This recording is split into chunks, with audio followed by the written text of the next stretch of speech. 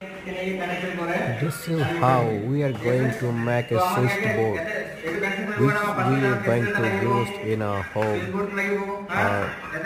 a schools or any residential areas.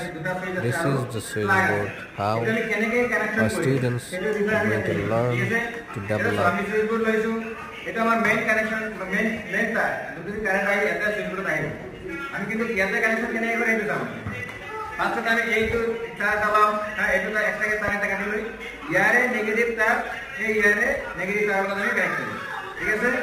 তারপর আমি এটা দিলাম ইয়ারে পজিটিভ তার আমি এই দুটো পজিটিভ তার গুলো কানেকশন করি তারপর আবার এই লং ক্লাস গুলো আছে